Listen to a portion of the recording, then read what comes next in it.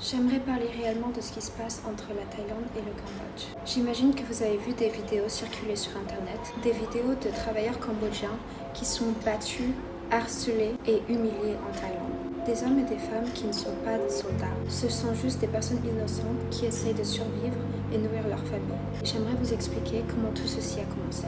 Bonjour à tous, je m'appelle Mélia et je souhaite m'adresser à ma communauté française pour partager un message important et pour sensibiliser tout ce qui se passe en ce moment. Je ne suis pas ici pour semer la haine, je suis ici pour parler avec mon cœur et pour tout simplement dire la vérité.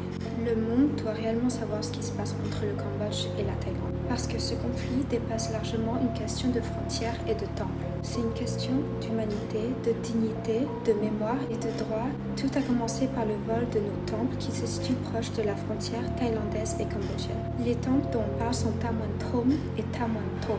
Ce sont des temples khmers. Leurs noms viennent de notre langue, de notre culture et de nos ancêtres.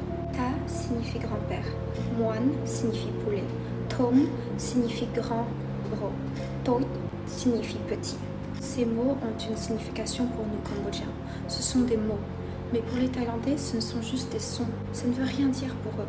Mais Ta, Muan, Thom, Tot, ce sont des mots en khmer. Nous avons donné ces noms à ces temples. Ce sont des temples qui ont été créés par l'Empire khmer. Ils font partie de notre identité et de notre culture. Et malheureusement, durant un de ces conflits, un soldat khmer qui défendait ces temples a été tué. Ce que je ne comprends pas, c'est que le Cambodge a choisi de porter cette situation devant la Cour de justice internationale, bien avant qu'il y ait de morts ou de blessés. Nous n'avons pas choisi la violence, nous avons choisi la paix, le droit et la justice internationale. Mais la Thaïlande a refusé d'y participer.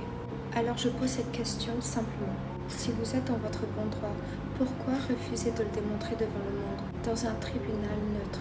Pendant que les décisions politiques se discutaient, une douleur bien plus profonde a secoué notre peuple. Nous avons vu des vidéos de travailleurs cambodgiens battus, giflés et humiliés en Thaïlande. Des hommes, des femmes, des adolescents qui ne sont même pas des soldats. Je sais très bien qu'il ne faut pas généraliser. Beaucoup de Thaïlandais sont des gens avec le cœur plein de compassion.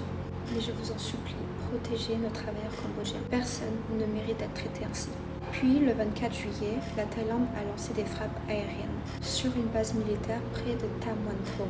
Ce n'est pas une rumeur, ça a été confirmé par CNN. Accompagnés par des drones ont été utilisés. Et ce ne sont pas des armes de défense, ce sont des armes pour attaquer et détruire. Des familles ont dû fuir, des milliers ont été déplacés. Et pendant ce temps, le Cambodge n'a ni chasseurs, ni drones, ni rien d'offensif. Notre armée est là pour protéger, mais jamais pour provoquer. Nous nous sommes défendus parce qu'on n'avait pas eu le choix, mais nous n'avons